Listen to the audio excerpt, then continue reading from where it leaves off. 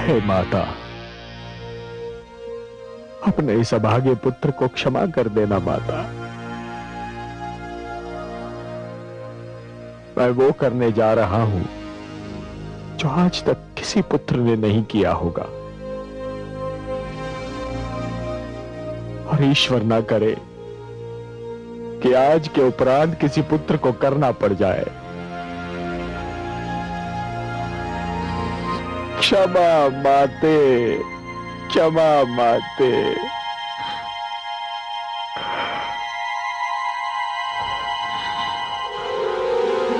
क्षमा माते, क्षमा माते, क्षमा,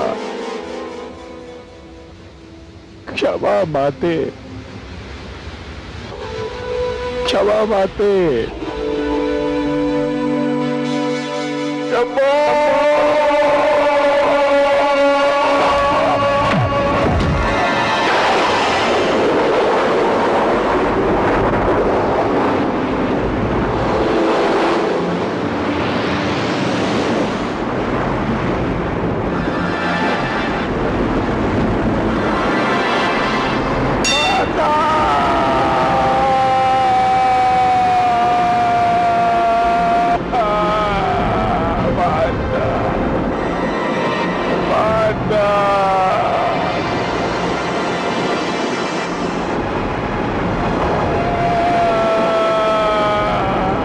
जियो मेरे पुत्र, जुग जुग जियो।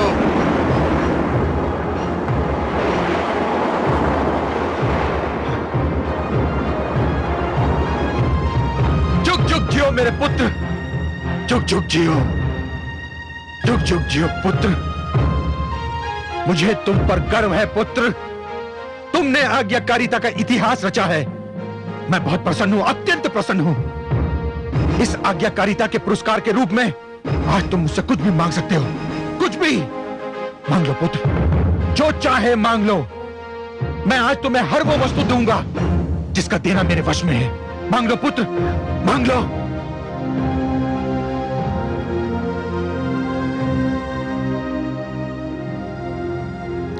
आप सत्य कह रहे हैं पिताश्री? क्या मैंने जीवन में कभी असत्य कहा है पुत्र? क्या चाहते हो तुम?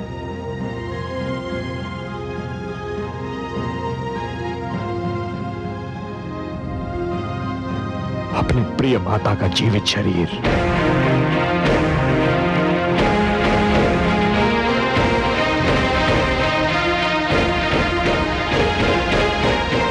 क्या क्या कहा तुमने? मुझे मेरी जीती जागती माता दे दीजिए। तो माता जिसके बिना इस जीवन का हर पल मेरे लिए नरक समान है। पिताश्री, मुझे अपनी माता के जीवन के अतिरिक्त और कुछ नहीं चाहिए, और कुछ नहीं चाहिए। आप चुप क्यों है पिताश्री? मैंने आपको आदेश पालन का वचन देने में एक क्षण का भी संकोच नहीं किया था। आप अपना वर देने में इतना संकोच क्यों कर रहे हैं? मैं संकोच नहीं कर रहा हूं पुत्र, परंतु सत्य तो यही है कि मैं इस वरदान के लिए तैयार नहीं था। मुझे समझने में देर लग रही थी पुत्र। तुमने मेरी आज्ञा का पालन किया और मुझे यह भी नहीं पूछा कि आज्ञा क्या है, तो फिर मुझे भी यह पूछने का अधिकार नहीं था कि वर का वचन देने से पहले ये पूछ सकता कि तुम क्या मांगोगे। मैं वचनबद्ध हो चुका हूं पुत्र, और तुम्हें तुम्हारे पुरस्कार से वंचित नहीं करूंगा, नहीं करूंगा।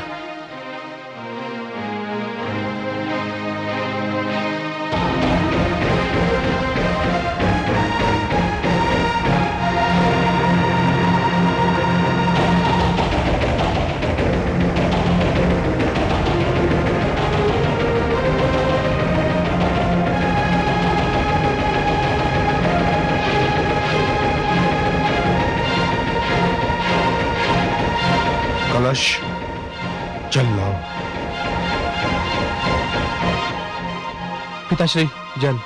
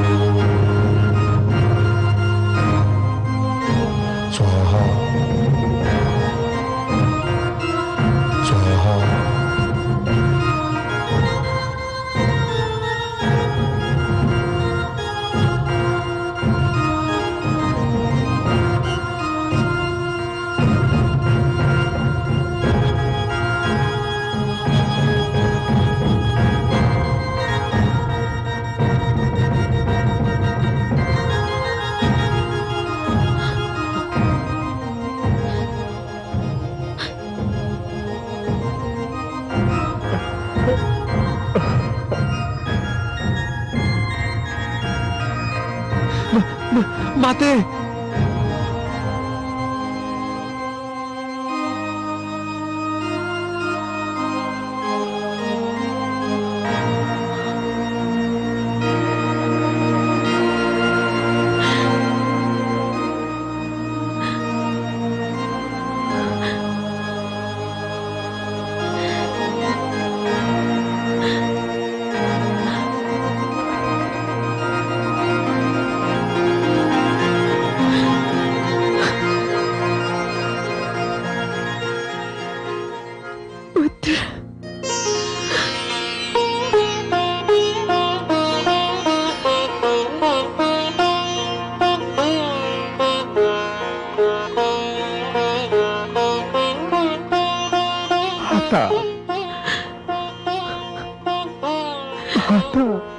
माता, माता, पुत्र, मेरा माता, पुत्र, हे माता,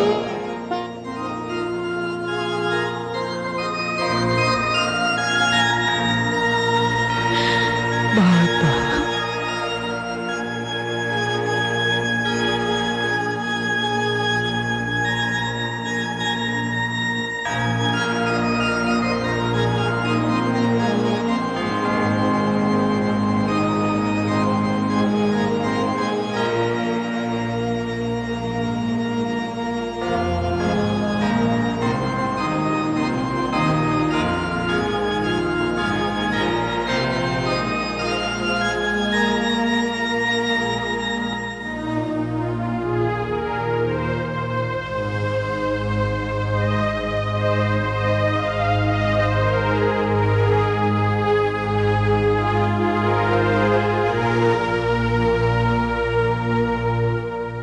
जब व्यक्ति महान बनने लगते हैं तो ऊंचाइयों को छूने लगते हैं। सारी सांसारिक बातें उसके लिए छोटी हो जाती हैं, उनका कोई महत्व नहीं रहता। ऋषि जमदग्नि तो महानता के शिखर पर पहुंच गए थे, तो आपसे यह कार्य कैसे हुआ पिताश्री?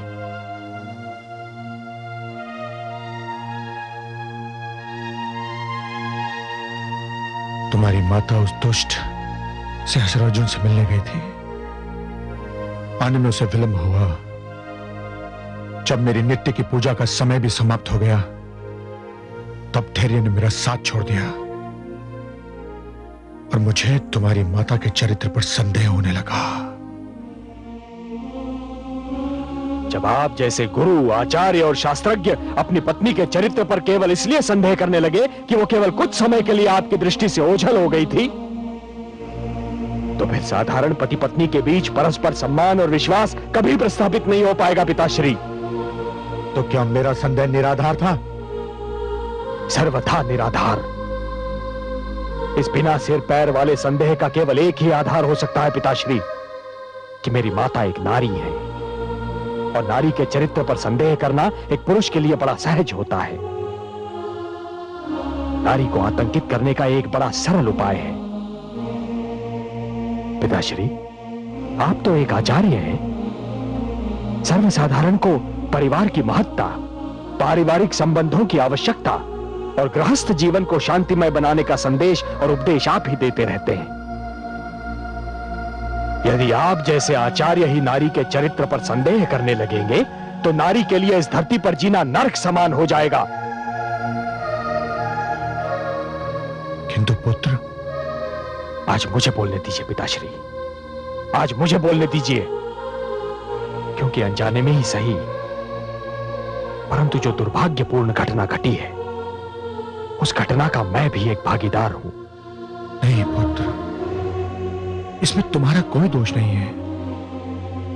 तुमने तो केवल आज्ञाकारिता का धर्म निभाया। आज्ञाकारिता हो या अपने पिता की आज्ञा का पालन करने का धर्म, फिर भी पिताश्री, किसी भी पुत्र को यह अधिकार कभी नहीं मिलना चाहिए कि वो अपने पिता की आज्ञा का पालन करने के लिए अपनी माता पर ही हाथ उठाए। मैंने आपका आदेश जाने बिना आपको वचन देने की भारी भूल की है। संदेह ने मेरी आंखों पर पट्टी बांधी थी पुत्र।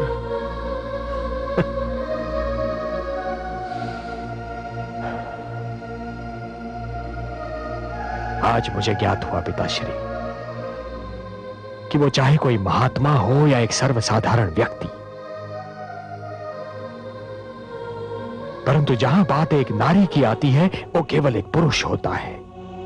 केवल एक पुरुष जो एक नारी को अपने से छोटा, अपने से अधम और अपने से निम्न श्रेणी का मानता है।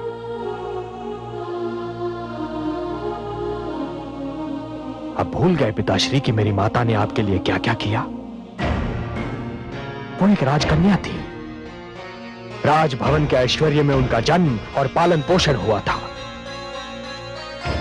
परंतु केवल आपके प्रेम के कारण उन्होंने एक ऋषि की कुटिया को अपना घर संसार बना लिया।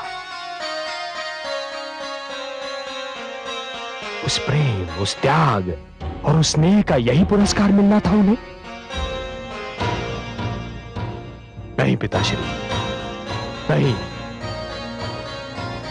यह अन्याय केवल मेरी माता के साथ नहीं हुआ है, यह अन्याय तो समस्त नारी जाति के साथ हुआ है। घोर अन्याय, अक्षम्य अन्याय। शंभो शंभो शंभो।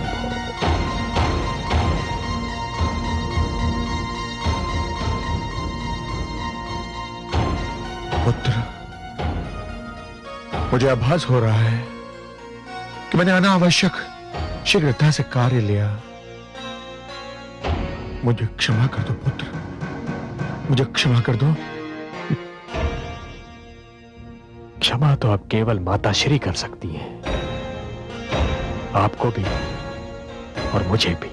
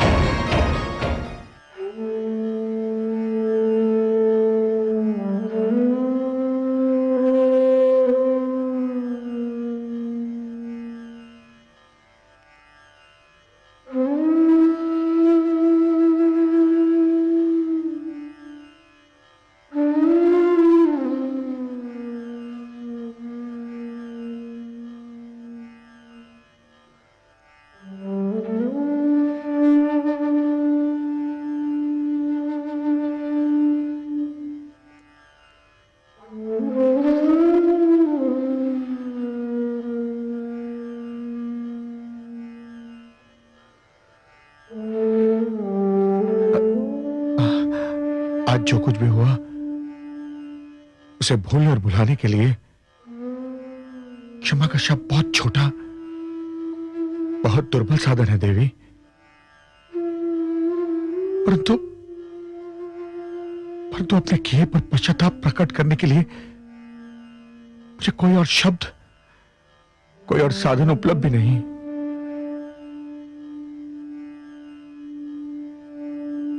मुझे क्षमा कर दीजिए देवी,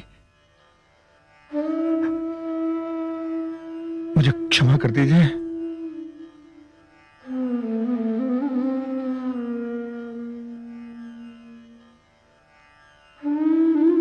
क्षमा करने के अतिरिक्त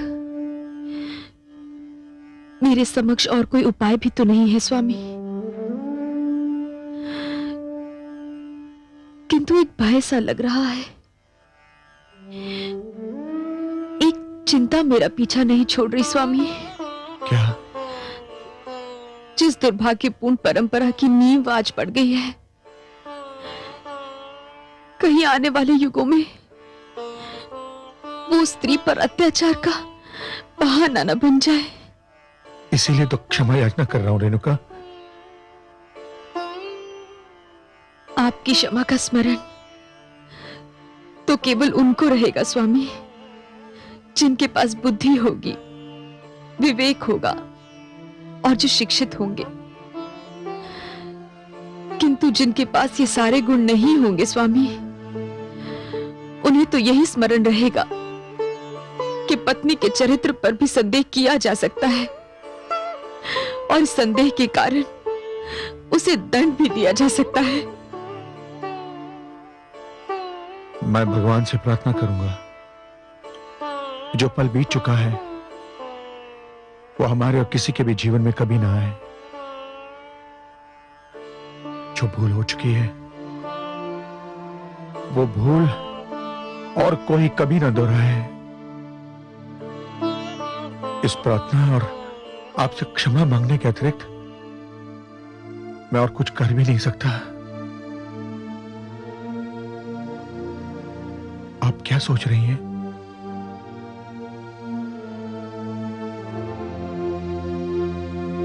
सोच रही हूं कि क्या कहूं स्वामी।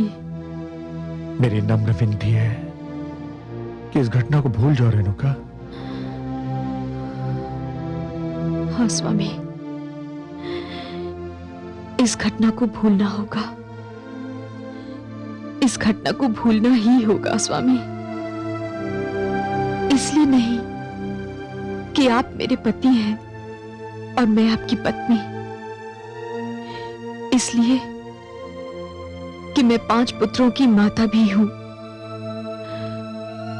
उनकी शिक्षा और उनके मार्गदर्शन का भार प्रकृति ने हमें सौंपा है, उनके भविष्य के लिए और उनके भले के लिए। हमें इस घटना को भूलना ही होगा स्वामी। विश्वास कीजिए, मैं ऐसी भूल कदापि नहीं करूंगा।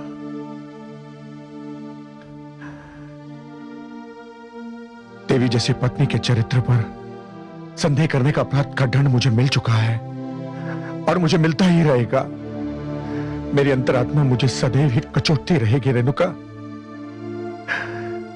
मुझे क्षमा कर दो, मुझे क्षमा कर दो रेणुका। नहीं स्वामी, मुझे और लज्जित ना कीजिए। मैंने आपको क्षमा कर दिया है, अपने लिए, अपने पुत्रों के लिए और अपने परिवार के लिए। रेणुका,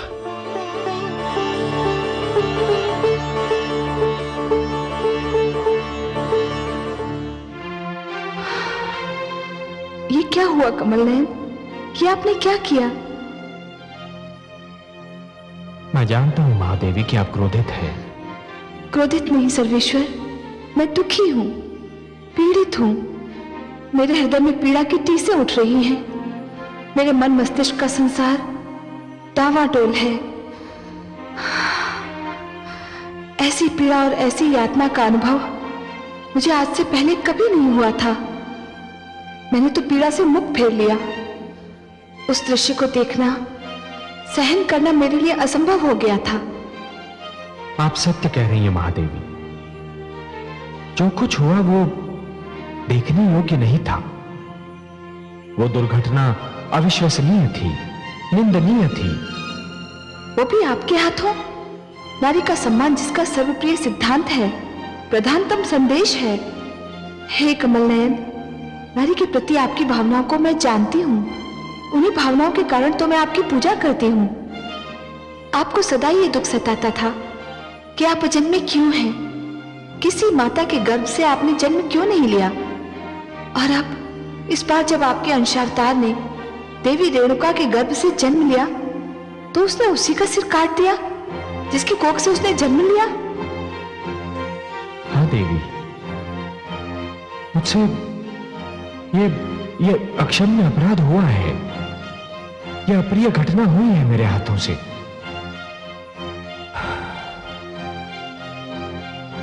और यदि माता रेणुका को दोबारा जीवन नहीं मिलता तो कदाचित ये दुष्कर्म मेरी अंतरात्मा का पीछा कभी नहीं छोड़ता। हर्ष की एक किरण न होती तो इस अंधकार में घटना के कारण सारी सृष्टि, मानव का सारा इतिहास एक गहरे और कभी न छटने वाले अंधकार में डूब जाता।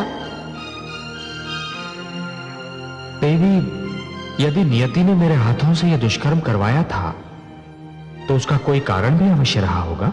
मुझे तो कोई कारण नहीं दिखाई देता। परंतु मुझे दिखाई देता है। क्या? इस दुर्घटना से मानव जाति को एक सीख लेनी चाहिए महादेवी। वो ये कि यदि किसी कारण माता पिता के बीच तनाव उत्पन्न हो जाए तो संतान को बिना सोचे समझे हस्तक्षेप नहीं करना चाहिए। तनाव की वास्तविकता को जाने बिना किसी एक का पक्ष कदापि नहीं लेना चाहिए, क्योंकि यदि पितृ देवो भव सत्य है तो मातृ देवो भव उतना ही महान और उससे भी अधिक प्रबल सत्य है। और इसीलिए कोई भी पग उठाने से पहले संतान को यह जान लेना चाहिए कि एक की आज्ञाकारिता दूसरे के लिए अन्याय न बन जाए। मुझे भी आश्चर्य हो रहा था कि आपने ऋषि जमदग्नि को बिना सोचे समझे वचन दे कैसे दिया। कदाचित इसलिए कि मुझे उनसे ऐसी आशा न थी। पर बिना सोचे समझे वचन देना एक भूल है महादेवी, जो कभी किसी को नहीं दोहरानी चाहिए। मैं तो माता रेणुका के आगे सिर झुकाती हूँ। इतना सब कुछ घट जाने के उपरांत भी उन्होंने अपने परिवार के सुख के लिए, अपनी संतान के कल्याण के लिए ऋषि जमदग्नि को क्षमा कर दिया।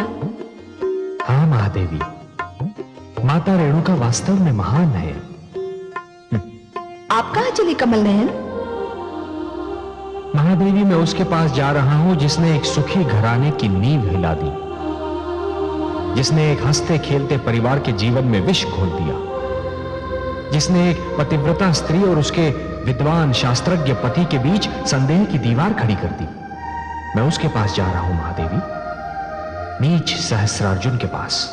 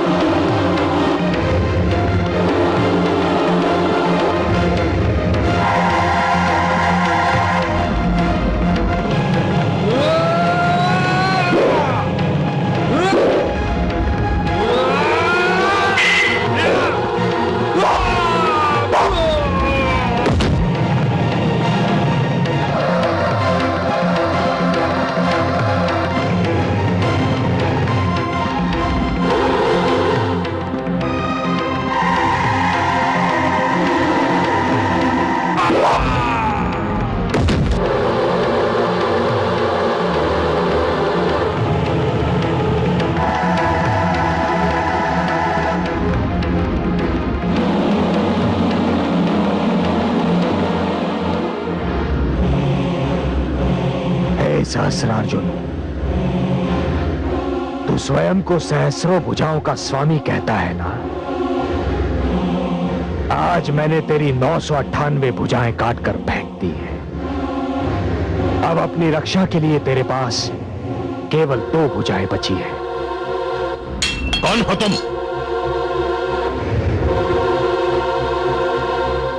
मैं वो हूं जो बाल्यकाल से तेरे अत्याचार का साक्षी रहा है। कौन है तू? परिचय दे अपना। मेरा परिचय जानना चाहता है तू? मेरा परिचय है तेरा अत्याचार। मेरा परिचय है वो अग्नि लीला जो आश्रमों और गुरुकुलों को समाप्त करने के लिए तू लगातार रचता रहा है। मेरा परिचय है उन आचार्यों, गुरुजनों, ऋषियों और विद्यार्थियों की कराहें जो तेरे आतंक का लक्ष्य बनते रहे हैं।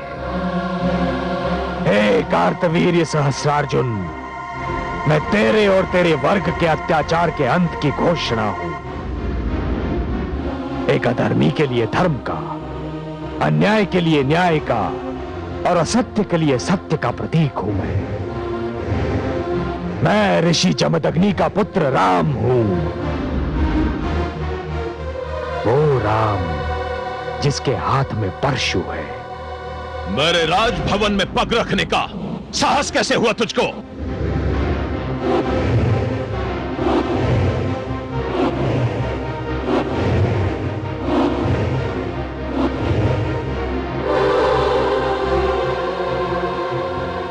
मैं तुझे ललकार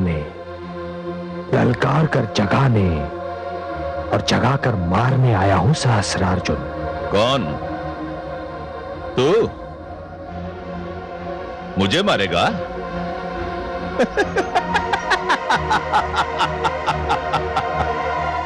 मैं तो समझता था कि यह मात्र कहावत है, परंतु नहीं, यह सत्य है कि जब वन के पशु को मृत्यु की इच्छा सताती है तो वो वन छोड़कर नगर की ओर भागता है।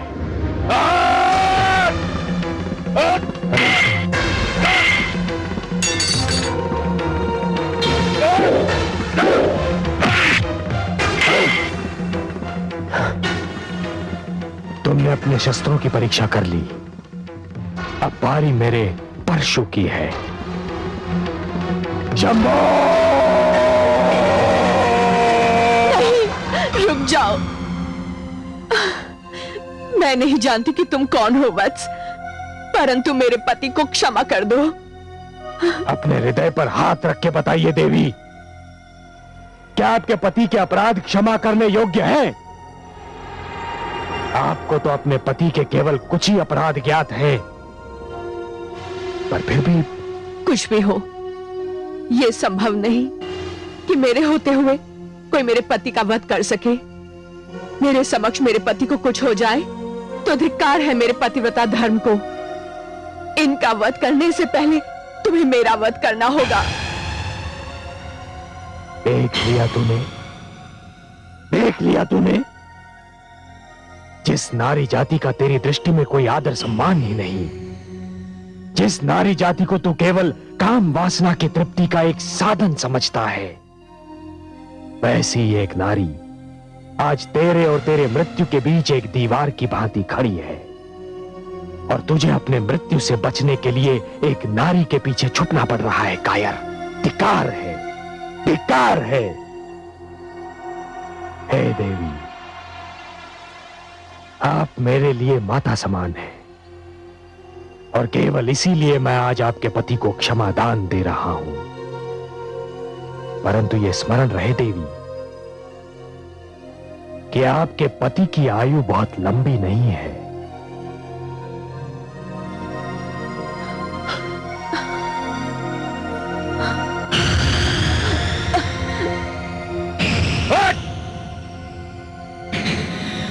मूर्ख, तूने मुझे नहीं अपनी मृत्यु को जीवित छोड़ दिया है, और तू जीवन भर अपनी इस भूल के लिए हाथ मलता रहेगा। मैं प्रलय बन के टूटूंगा तेरे सारे वंश पर। पर किसी को मुझसे क्षमादान नहीं मिलेगा, बिल्कुल नहीं मिलेगा।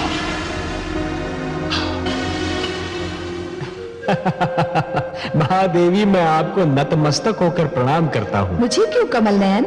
वास्तव में मैं प्रणाम तो समस्त नारी जाति को करना चाहता था, परंतु आप मेरे समक्ष थी तो मैंने आप ही को समस्त नारी समूह का प्रतिनिधि मान लिया।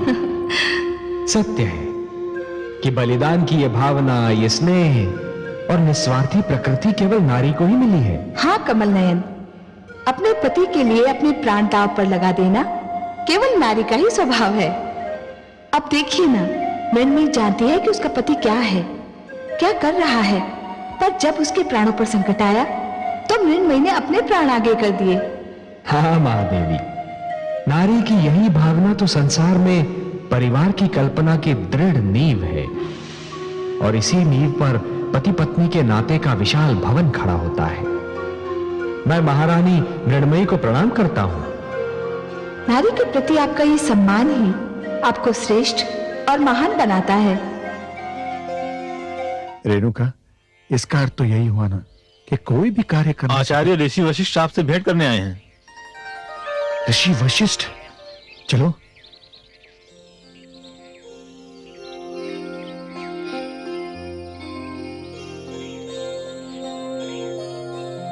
स्वागतम स्वागतम ऋषिवर, स्वागतम। प्रणाम ऋषिवर। बड़ी कृपा की आपने पधार कर। बहुत समय से आपसे भेंट करने को मन कर रहा था, परंतु अपनी व्यस्तताओं से अवकाश ही नहीं मिल पा रहा था। ये देवी कौन है? मैंने उसे नहीं पहचाना। यह आपके प्रिय मित्र आचार्य प्रियव्रत की पुत्री अनामिका है। अपने पिता के साथ आपके आश्रम में ही तो रहा करती थी। अरे सौभाग्यवती भव। आयुष्मती भव। ये तो बड़ी गुड़िया सी हुआ करती थी, इतनी बड़ी हो गई। आप पर जो कठिन समय बीत रहा है ऋषिवर, उससे मैं भली भांति परिचित हूं। हर्ष यह है कि इन कठिन परिस्थितियों में भी आपके धैर्य के पांव नहीं लड़खड़ाए, अन्यथा उस दुष्ट सहस्रार्जुन ने तो अत्याचार की हर सीमा पार कर दी है। अत्याचार तो अत्याचार है ऋषिवर, पड़ता है तो मिट भी जाता है।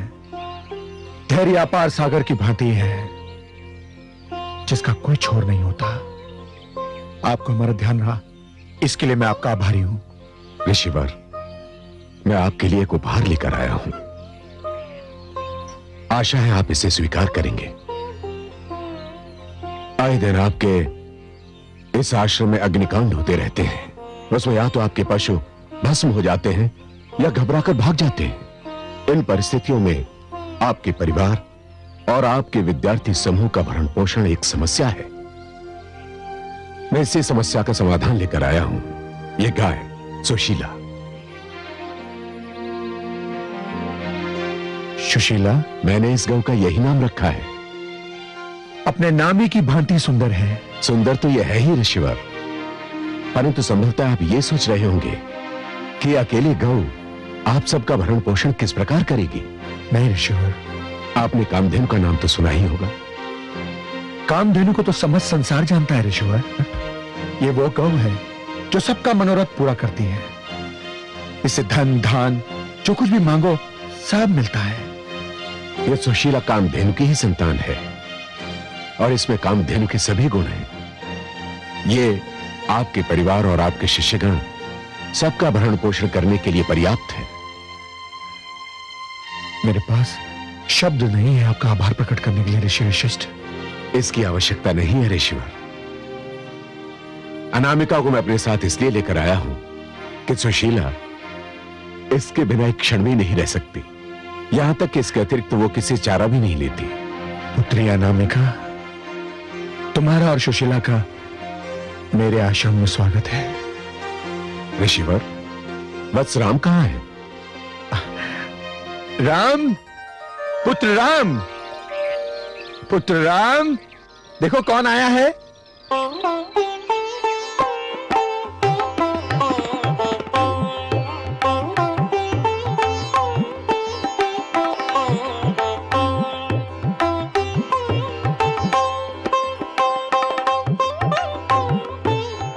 राम, ए राम, राम, राम, ए राम।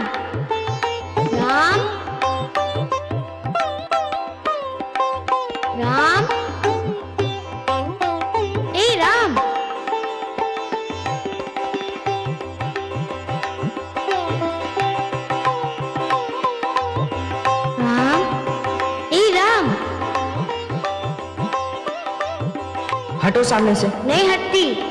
देख नहीं रही हो मैं बाण चलाने का अभ्यास कर रहा हूँ? देख रही हूँ। तो फिर हटो बीच से, वरना घायल हो जाओगी। हो जाने दो। एक तो दिन भर आश्रम आते नहीं और कोई यहाँ आए तो उससे भी सीधे मुंह बात नहीं करते। अच्छा बोलो। मैं तुमसे कुछ पूछने आई थी। शीघ्र पूछो और जाओ यहाँ से, ताकि मैं अभ्यास प्रारंभ कर सकूं। क्या पूछना है? मुझे मनुस्मृति के इस श्लोक की व्याख्या पूछनी है।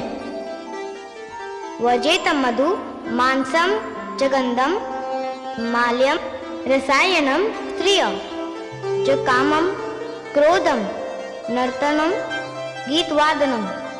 पिताश्री से पूछो जाकर, मेरे पास समय नहीं है।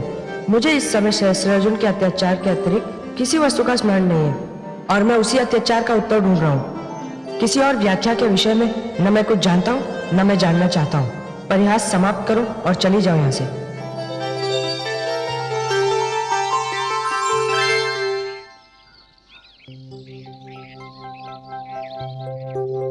ऋषिवर वशिष्ठ, प्रणाम ऋषिवर। यशस्वी बाबू। प्रणाम देवी। पुत्र तुमने इन्हें नहीं पहचाना? पिताश्री, कुछ कुछ ध्यान तो आ रहा है, परंतु ये मेरे मित्र प्रियव्रत की पुत्री अनामिका है। छोटी सी थी तब यहाँ थी। ओह, ये वही छोटी सी कन्या है जिसका मुख एक क्षण के लिए भी बंद नहीं हुआ करता था।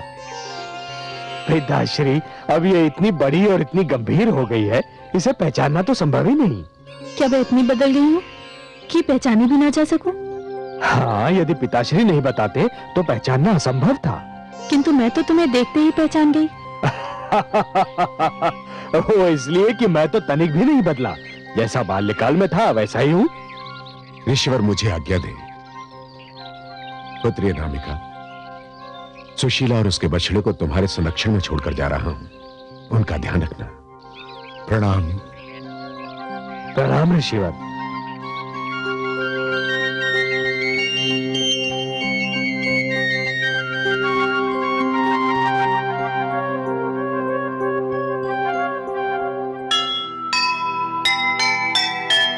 बचपन के बिछुड़े मिले वर्षों के पश्चात, याद किसी को आ गई भूली बिसरी बात।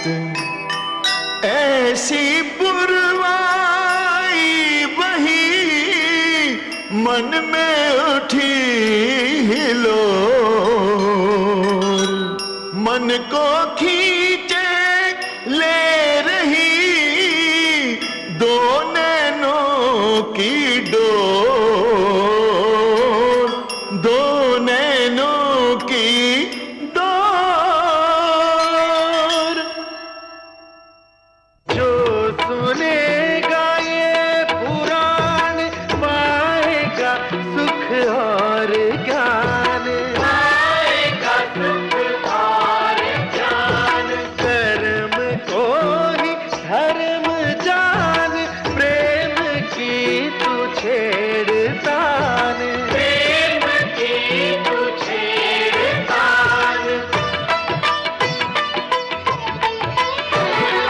बीते युग बता रहे हैं, बीते युग बता रहे हैं, सत्य पथ पे चल सुजान विष्णु पुराण।